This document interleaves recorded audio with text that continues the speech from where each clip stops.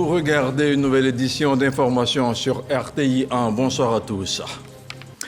L'hommage des femmes de Côte d'Ivoire au président Alassane Ouattara samedi au parc des sports de Treichville. Elles étaient près de 50 000 venues de toute la Côte d'Ivoire et tous les secteurs d'activité. En présence de la première dame de Côte d'Ivoire, elle tenait à dire merci à Alassane Ouattara et à soutenir ses actions de développement pour toute la Côte d'Ivoire. Lors de son dernier voyage aux États-Unis, le président du CESEC a rencontré le 11 juin dernier la Chambre de commerce de San Francisco. Les deux entités ont discuté des possibilités d'investissement mutuel, une occasion pour la délégation ivoirienne de promouvoir la Côte d'Ivoire comme une destination attrayante pour les investisseurs internationaux. Et puis en football, le Racing Club d'Abidjan a battu la SEC Mimosa 1-0 en finale de la Coupe nationale. Ce dimanche au stade de la Paix de Boaké, la rencontre était totalement dominée par le club de Yopougon qui a ouvert le score grâce à un pénalty transformé à la 71e minute de jeu. Voilà pour les titres. Merci de regarder RTI 1. Samedi à Abidjan, il s'est tenu un grand meeting d'hommage au chef de l'État. Près de 50 000 femmes sont venues célébrer le président de la République pour ses actions de développement. Le grand rassemblement a eu pour cadre le palais des sports de Treichville, une cérémonie placée sous le haut patronage de la première dame, Madame Dominique Ouattara. On en parle avec Viviane Aïma. Affluence record dans l'enceinte du Palais des Sports.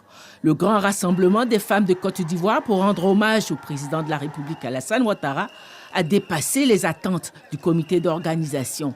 Les femmes de Côte d'Ivoire, dans toute leur diversité sociale, politique, professionnelle, se sont déplacées massivement malgré le ciel menaçant de ce samedi.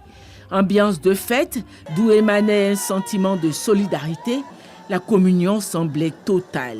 La présence de la première dame de Côte d'Ivoire, Dominique Ouattara, du vice-président de la République, Koné Tiemoko Mélié, du haut représentant du chef de l'État, Gilbert Koné Kafana, du premier ministre Begré Mambé, des chefs d'institutions et de l'ensemble du gouvernement, donnait une note solennelle à ce gigantesque rassemblement qui ne se voulait pas un meeting politique, mais un hommage des femmes de Côte d'Ivoire dans leur diversité, comme elles l'ont démontré par leur message de reconnaissance au président de la République Alassane Ouattara pour ses actes et décisions en faveur de la promotion des femmes de Côte d'Ivoire au plan social et professionnel. En donnant un ancrage constitutionnel à la promotion des droits de la femme à travers les articles 35, 36 et 37, le président de la République a renforcé la protection des droits des femmes et assuré la promotion de la parité entre les sexes dans l'accès aux postes de responsabilité dans les institutions, les administrations publiques et dans les entreprises. Le président de la République a su créer un environnement propice à l'innovation, à la croissance et à la réussite de nos entreprises. Les programmes sociaux de soutien financier que vous avez mis en place, comme les fonds d'investissement dédiés aux femmes, ont permis à beaucoup d'entre nous de concrétiser nos projets et de développer nos entreprises. La prise du décret 2020-941 du 25 novembre 2019 favorisant la représentation des femmes dans les assemblées élues et son décret d'application, le décret 2020-941 du 25 novembre 2020, qui fait obligation aux partis et groupements politiques de présenter un minimum de 30% des femmes sur le nombre total des candidats présentés lors des élections législatives, sénatoriales, conseillers du district et des conseillers municipaux. Excellence, Madame la Première Dame, l'engagement de notre président en faveur du développement rural et de l'amélioration des conditions de vie des femmes rurales est une source d'espoir et de fierté pour nous toutes. Nous avons été témoins des efforts constants pour transformer nos villages, nos campagnes, à travers l'électrification par-ci, l'adduction en eau potable par-là, et les diverses lois en faveur des femmes sur le foncier. Et nous souhaitons aujourd'hui lui dire combien nous sommes reconnaissantes. Les artistes que nous sommes, sans distinction aucune, devions répondre présent pour rendre un vibrant hommage au président de la République pour la considération qu'il nous porte, pour sa vision qui a impacté positivement notre quotidien. Les acquis sont indéniables et j'en partage quelques-uns. Prêtez bien l'oreille, la rente viagère mensuelle de 300 000 francs. Je dis bien 300 000 francs alloués à une soixantaine d'artistes, seniors, ainsi qu'à ceux qui ont besoin de certains soins spécifiques. Loi au niveau du Burida, Bureau ivoirien des droits d'auteur, stabilisé, paiement régulier des droits d'auteur aux artistes à rémunération pour copie privée et reprographie. Les femmes ministres et hauts cadres de l'administration publique, championnes de la politique de promotion du genre du président de la République Alassane Ouattara, ont exprimé également leur reconnaissance. Le président de la République, un grand promoteur du genre, n'a cessé depuis son élection à la tête de l'État de promouvoir les femmes. C'est ainsi que, sous sa gouvernance, nous avons connu la première femme ministre d'État, première femme ministre de la Justice, première femme ministre de la Culture, première femme grande chancelière en la personne de Madame Henriette Dagri-Diabaté. La première femme présidente du Sénat, première femme ministre d'État, ministre des Affaires étrangères, première femme ministre de l'enseignement technique et de la formation professionnelle, il s'agit de Madame Kandia Kamisoko Kamara. La première femme présidente du Conseil constitutionnel et première femme présidente de la Cour de cassation en la personne de Madame Chantal Kamara. La première femme ministre d'État, ministre de la fonction publique, Madame Anne Désirée Oulouto. Première femme ministre de la promotion du logement, première femme ministre de l'économie et des finances et première femme ministre du plan et du développement, votre serviteur, Madame Kabagnale. La présidente du comité d'organisation a exhorté les femmes à l'espoir d'un épanouissement toujours plus grand grâce au président de la République Alassane Ouattara. Femmes de Côte d'Ivoire, nos acquis inestimables apparaissent comme des évidences parce que le sort nous a gâtés en nous gratifiant d'un président qui est passionné du travail et s'impose l'obligation de résultat. Il veut le meilleur pour son pays et ses compatriotes. Nos performances ne doivent rien au hasard. Je voudrais le répéter, les performances réalisées en Côte d'Ivoire ne doivent rien au hasard. Elles sont l'aboutissement d'une vision, de la rigueur, des sacrifices consentis, de l'effort persévérant de la part du président de la République, notre guide, notre boussole, notre commandant, notre général, son Excellence, le président de la République, M. Alassane Ouattara. Nous, les femmes, n'avons pas été oubliées. Au contraire, nous sommes portés au pinacle avec tous les programmes, projets de loi pour protéger la femme, accès facile au financement. Femmes de Côte d'Ivoire, le président Alassane Ouattara est notre présent. Il est notre avenir, donc il est l'artisan infatigable et le dépositaire par excellence. La présidente du Sénat a transmis les félicitations et les encouragements de la doyenne Henriette Dagri-Diabaté, grande chancelière honoraire. La grande chancelière honoraire me charge de féliciter ces 50 000 femmes qui sont réunies ici, sur cette place, dans ce stade aujourd'hui. Chères sœurs, félicitations. Félicitations au nom de votre maman, le professeur Henriette Dagri-Diabaté.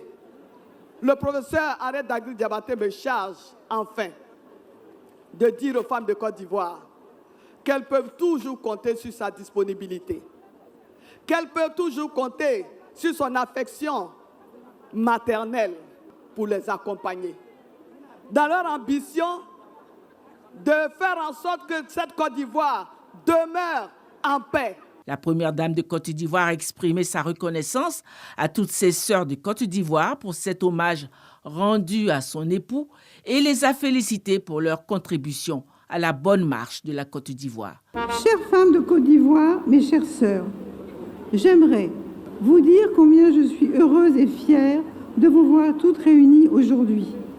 Femmes de tous horizons, de tous bords politiques, de toutes confessions religieuses et membres de la société civile, pour exprimer votre reconnaissance à l'endroit de mon cher époux pour toutes ses actions en faveur des femmes de Côte d'Ivoire. En effet, vous avez décidé d'organiser cette cérémonie pour lui rendre hommage, toutes unies et parlant d'une même voix. Sans votre implication collective pour construire notre beau pays, il n'aurait pas été possible d'atteindre les progrès remarquables que nous observons aujourd'hui en Côte d'Ivoire. Le chemin que nous avons parcouru ensemble n'a pas été sans défi. Cependant, grâce à votre détermination et à votre solidarité, nous avons pu surmonter de nombreux obstacles pour aller de l'avant. Vous êtes les piliers de nos familles, les éducatrices de nos enfants et les bâtisseuses de notre nation. Votre rôle est central dans la transformation sociale et économique de notre pays et je vous en félicite. La présidente du comité scientifique de cet hommage a annoncé les présents des femmes de Côte d'Ivoire pour le président de la République. Un cheval blanc, symbole de pureté et d'élévation. Une jarre et un miroir sculptés pour la première dame de Côte d'Ivoire. Le rassemblement a pris fin dans la joie de cet hommage rendu au président de la République. Un challenge hautement relevé par les femmes de Côte d'Ivoire. L'Assemblée générale des Nations unies a proclamé le 23 juin, Journée internationale des veuves, une journée qui fait des heureuses en Côte d'Ivoire, dans la localité d'Oumé. Une dame qui vivait depuis 20 ans dans des conditions précaires vient de se voir offrir une maison, un don de l'ONG Côte d'Ivoire Solidarité. Le reportage de Logoriti dans un commentaire de Kader Sogodogo. Une nouvelle vie pour Kadi Dion, mère de 5 enfants et veuve depuis une vingtaine d'années. Elle réside au quartier Koko à Oumé. Elle reçoit les clés d'une nouvelle maison de 4 pièces offerte par l'ONG Côte d'Ivoire Solidarité, une organisation engagée dans le soutien des veuves et des orphelins. La joie qui m'anime aujourd'hui, là, c'est comme une personne qui vient de recevoir son baptême, que cela s'étend. Ce geste de charité s'inscrit dans le cadre de la Journée mondiale de la veuve célébrée le 23 juin de chaque année. La maison avait des pans qui étaient tombés et il n'y avait uniquement qu'une chambrette qui existait. Et là, quand il faisait nuit, elle partait dormir chez sa voisine. Et c'est comme ça que l'ONG a décidé d'appeler ses partenaires et tous les membres pour pouvoir donc lui offrir cette maison. Yao Kwaku Mathias, le préfet du département, et le député de Wangolo-Dougou, Traoré Drissa, respectivement patron et parrain de la cérémonie, s'engagent à soutenir l'initiative. Offrir un logement à une veuve est un acte de haute portée sociale. Il est également divin. Cette action sociale, d'une importance si capitale, rentre dans la dynamique de solidarité prônée par le chef de l'État, son Excellence Alassane Ouattara, qui a fait du social l'une des priorités de sa gouvernance. L'initiative de Côte d'Ivoire Solidarité s'étend à plusieurs veuves du pays. Cette action de l'ONG Côte d'Ivoire Solidarité, qui a vu le jour en 2010, s'inscrit dans une série d'interventions visant à réduire la pauvreté et à promouvoir le bien-être social et surtout le partage en Côte d'Ivoire. Le magazine du dimanche de ce 23 juin recevait le directeur général de la transformation du service public. Auguste Yeboué et Herman Guivet ont parlé de la journée mondiale de la fonction publique célébrée aujourd'hui même. Plusieurs événements seront organisés en Côte d'Ivoire dans le cadre de cette célébration. On regarde un extrait de leur entretien. Le lancement de ces journées a eu lieu le 21 mai dernier et a été marqué par le début des activités récréatives et des activités ludiques, notamment les tournois de Maracana dans les divers lieux où cet événement est célébré. Les activités scientifiques auront lieu de demain jusqu'au jeudi 27 au Palais de la Culture, avec d'abord le lancement des activités par la conférence inaugurale qui sera prononcée par le ministre Adama Coulibaly, ministre des Finances et du Budget, sur le thème qui est « Performance du service public dans un contexte de modernisation de l'administration ». Juste après la conférence, il y aura l'ouverture des stands et des ateliers cliniques. Ce moment est extrêmement important pour les fonctionnaires parce qu'ils ont alors, en ce moment, l'occasion de se renseigner sur leur parcours professionnel, sur les possibilités de promotion ou de changement d'emploi, mais aussi de poser les problématiques ou les problèmes qu'ils ont et espérer avoir des résolutions immédiates. Madame le ministre d'État a insisté pour que cet événement soit vécu par tous les fonctionnaires sur tout le territoire national. Nous prenons la direction de la Californie. Aux États-Unis, lors de son dernier voyage, le président du CESEC a échangé avec des représentants de la Chambre de commerce de San Francisco, 19e puissance de l'économie mondiale. Cette ville de l'État de la Californie affiche en effet un PIB estimé à 19 milliards de dollars. Elle abrite 18 des 50 entreprises qui tiennent l'économie américaine, des prouesses qui inspirent le milieu des affaires ivoirien. Envoyé spécial à San Francisco, Walter Amadou Ouattara. Pavillon à l'est piqueur du centre communautaire à l'avenue 1550 Evans de San Francisco.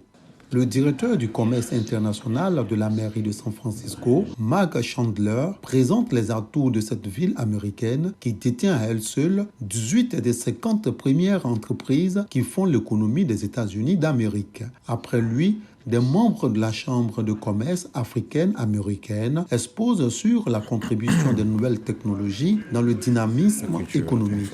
Ils envisagent une collaboration avec la Côte d'Ivoire.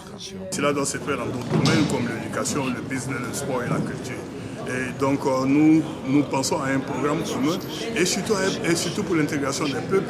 Voilà, parce qu'à aucun développement ne pourra se faire sans les peuples. Donc des actions communautaires menées ensemble devraient pouvoir nous permettre d'atteindre ces buts-là. Le CPC, Centre de promotion des investissements en Côte d'Ivoire, met à profit ce cadre voulu par le CESEC, Conseil économique, social, environnemental et culturel, pour vendre la destination ivoirienne. Donc la Californie nous a montré ce qu'elle avait de plus fort, à savoir la diversité, la qualité de ses ressources humaines et aussi l'impact de l'innovation.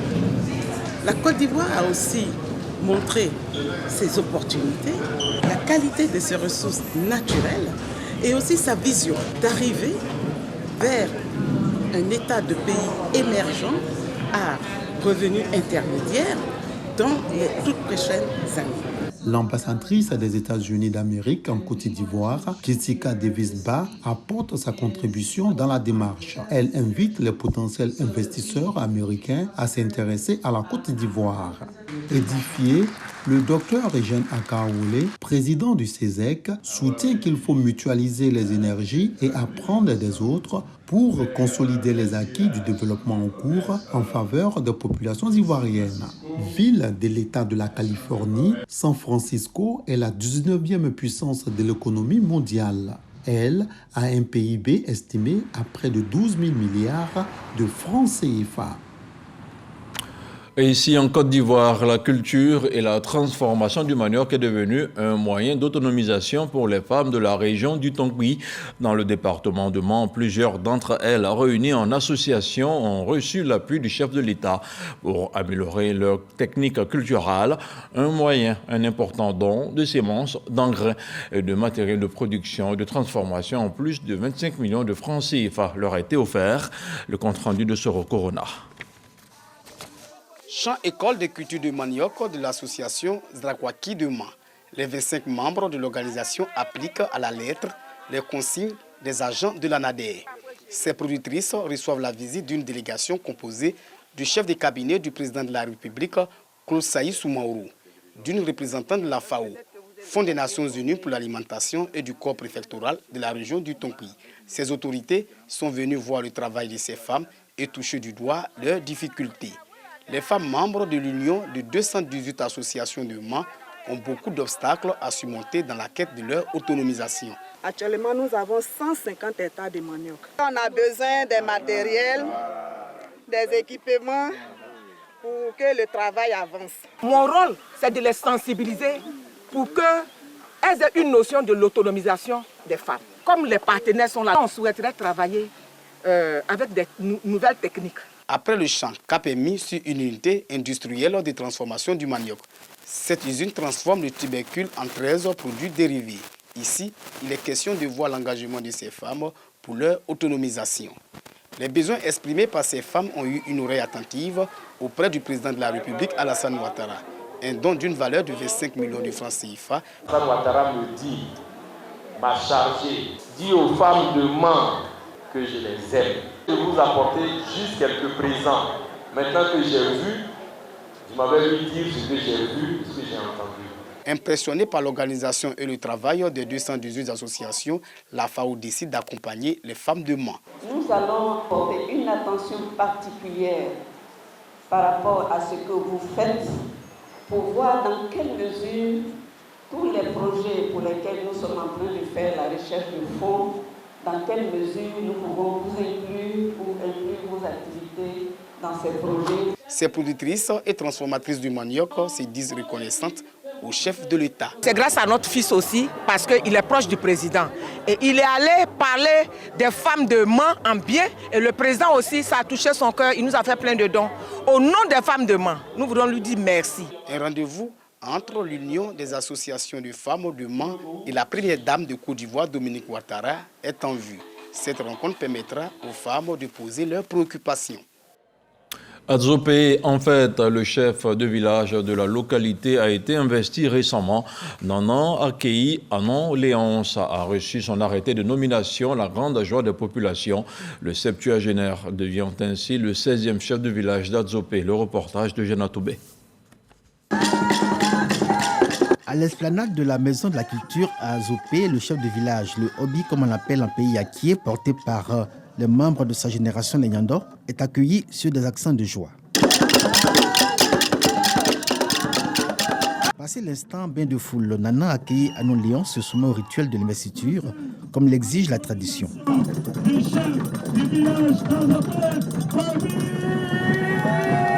Le chef de terre et les chefs cantons réaffirment devant les populations et les autorités la légitimité de celui qui, à leurs yeux, est le garant des us et coutumes. Son choix a été fait dans le strict respect de la tradition selon le mode de désignation du chef en pays acquis. Il y a eu 5 familles qui constituent la ville d'Azopé et ces chefs de famille se sont concertés et ils ont confié la gestion à une génération.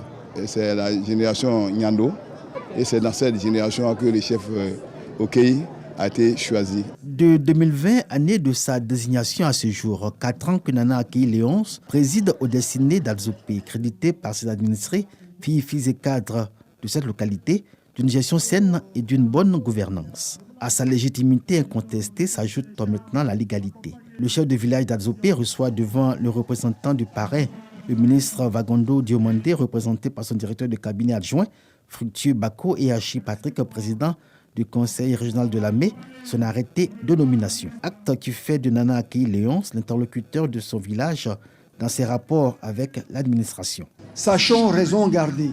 Il y va non seulement de la paix et de la cohésion sociale, donc du développement de notre région, mais également du modèle de leadership que nous donnons aux jeunes générations et de l'avenir que nous leur réservons. Je voudrais inviter les notables à aider franchement le chef du village dans ses différentes tâches et surtout loyaux à votre chef pour que vous réussissiez ensemble à mettre en œuvre donc, le développement de ce village. Nana Akei Léonce devient le 16e chef central d'Azopé, cadre du privé à la retraite et issu de la génération Nyando. Il va diriger le village jusqu'en 2038, année où, exigence de la tradition, en pays acquis, le pouvoir sera transmis à la génération cadette, les Doubo. Dans le département de Soubré, le village de Blédouagui a aussi un nouveau chef. Mathias Kwame a été investi hier samedi par le président de l'association des élus et cadres du Centre pour le développement. Le ministre Amédée Kouakou a exhorté les villageois à s'unir pour aider la nouvelle autorité coutumière dans ses nouvelles fonctions. Mahama Traoré.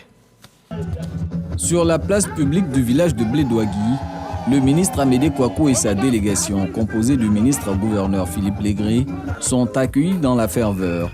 Le président de l'association des élus et cadres du Centre pour le développement, ACCD-RHDP, est dans ce village à l'effet de parrainer l'investiture de Mathias Kwame, nouveau chef de ce village de la sous-préfecture de Niamangui. Le chef du village doit être rassembleur. Il ne doit pas être le chef d'une communauté, mais de tous les habitants qui habitent ce village. Le chef du village doit contribuer au renforcement et à la consolidation de la cohésion sociale et du vivre ensemble.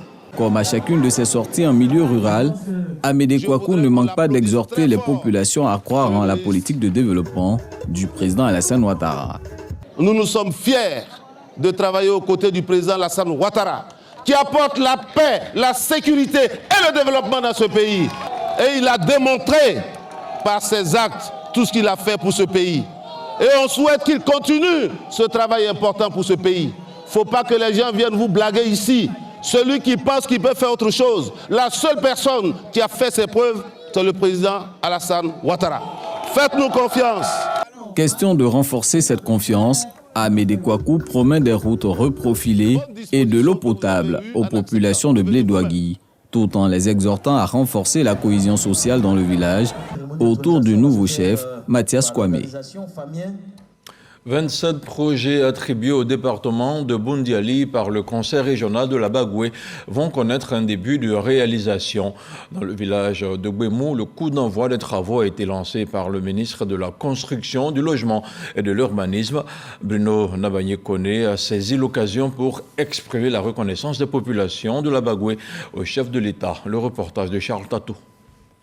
Ce sont au total 27 projets de développement attribués au département de Boundiali par le conseil régional de la Bagoué au titre de l'exercice 2024-2026.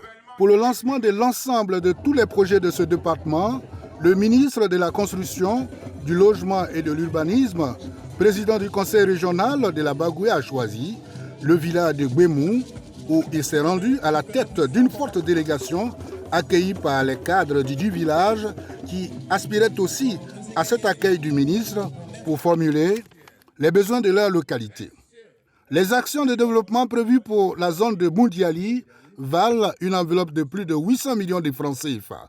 Ces fonds vont être injectés dans plusieurs villages d'Ongbemou en faveur des réhabilitations et de nouvelles constructions dans les domaines de la santé, l'éducation, des infrastructures économiques et de l'hydraulique. Merci, Monsieur le Président, pour les écoles.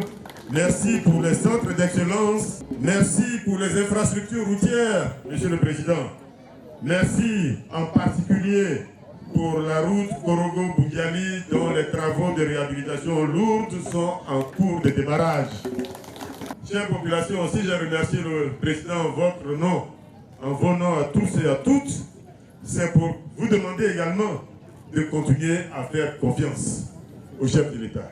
Pour permettre une amélioration de la production des agriculteurs du département de Boundiali, le ministre Bruno Koné a fait don de 8 tonnes d'engrais, puis a posé la première pierre du logement de l'infirmier de Gbemou. On met le cap sur l'Arabie Saoudite en vue de mieux favoriser l'organisation du Hajj. L'État de Côte d'Ivoire a ouvert depuis 2003 un consulat général à Jeddah. Le consul, l'ambassadeur Soumaïla Bamba, ne ménage aucun effort pour rendre le séjour agréable aux pèlerins ivoiriens. On regarde le focus sur l'entité diplomatique ivoirienne en Terre Sainte. Il est réalisé par nos envoyés spéciaux Issaïo et Yaya Konaté. Jeddah est une ville située à 75 km de la Mecque. C'est dans cette localité que la Côte d'Ivoire a installé son consulat général. Le consulat général de Côte d'Ivoire existe depuis octobre 2003. Son ouverture obéit à une préoccupation du gouvernement ivoirien, faire en sorte que les pèlerins de Côte d'Ivoire soient pris en charge dans les meilleures conditions possibles. Ça, c'est la première mission. Ensuite, le consulat général vise une meilleure gestion de la communauté ivoirienne résidant en Arabie Saoudite. Depuis la prise en charge de la gestion du Hajj par l'État, il y a une amélioration notable du pèlerinage des Ivoiriens en Arabie Saoudite. À ce jour, la Côte d'Ivoire est comptée au nombre des pays les mieux organisés dans la participation au Hajj. Un duplex situé dans un quartier huppé de la ville, donnant fière allure à l'image du pays. Il comprend plusieurs bureaux, dont 3 vice-consuls, ceux d'un payeur, du protocole, du consul général, une salle à Alassane Ouattara, dès qu'on y entre, et une salle de réunion. Nous sommes dans la salle de conférence internationale Alassane Ouattara. Cette dénomination pour rendre hommage au chef de l'État. Jeddah a bénéficié du grand soutien du chef de l'État qui nous a permis d'acquérir ce bâtiment pour permettre le fonctionnement du consulat général. Le consulat général en Terre Sainte est celui qui s'occupe de l'organisation du Hajj. À ce titre, l'ambassadeur Soumaïla Bamba n'hésite pas à faire face aux difficultés des Ivoiriens. Il faut bénéficier d'une invitation par une entreprise ou un individu au niveau de l'Arabie Saoudite qui vous envoie le visa. Et dès que vous arrivez sur le territoire saoudien, cet intermédiaire est votre tuteur, que les Saoudiens appellent le kafil. Et c'est lui qui, auprès du ministère de l'Intérieur, sollicite un titre de séjour pour vous. Il y a une frange importante de membres de notre communauté qui sont là sans titre de séjour, mais il faut avouer que ce sont des personnes qui sont arrivées de façon clandestine dans le royaume. Ils profitent d'un voyage en faveur de la Oumra ou du pèlerinage à la Mecque pour s'installer. Et quand vous procédez ainsi, il est très difficile pour vous d'obtenir le titre de séjour. Lorsque nous organisons notre tournée des visites auprès de nos communautés dans les villes de Médine, La Mecque et Jeddah, nous les sensibilisons. Compte tenu des innovations apportées par le président de la République, son Excellence Alassane Ouattara, qui favorise l'installation de la diaspora en Côte d'Ivoire. C'est le lieu de rappeler que la sphère de compétences du consul général se limite aux villes de Médine, La Mecque et Jeddah. Du sport, du football, le Racing Club d'Abidjan, RCA, a remporté ce dimanche son premier trophée de la Coupe nationale de football. Le Racing a battu la SEC Mimosa sur le score d'1-0. But inscrit sur pénalty par Junior Bandama au stade de la Paix de Boaké. Une 58e édition de la Coupe nationale qui échappe donc aux jaunes et noirs qui n'ont rien pu faire pour revenir au score. Place maintenant au tour de l'actualité dans le monde pour la semaine qui se referme dans quelques instants. Le 7 sur 7, vu par Éric Goré.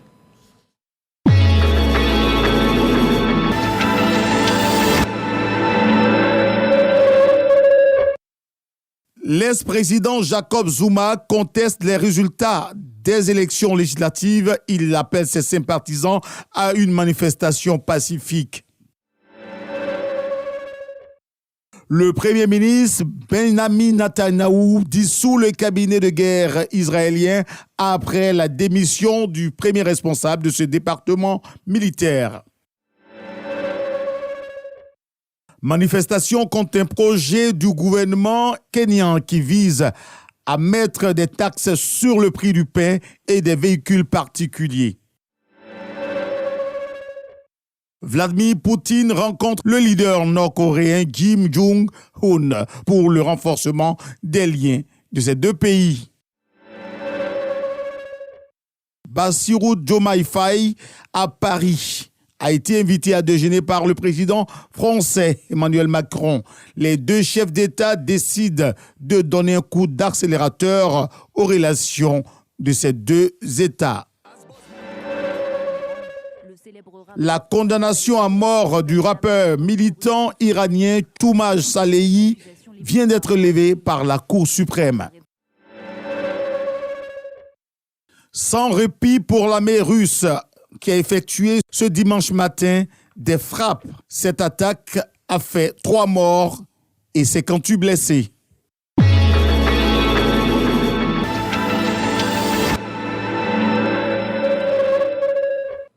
Ainsi va le monde. Merci de nous avoir suivis. Bonsoir.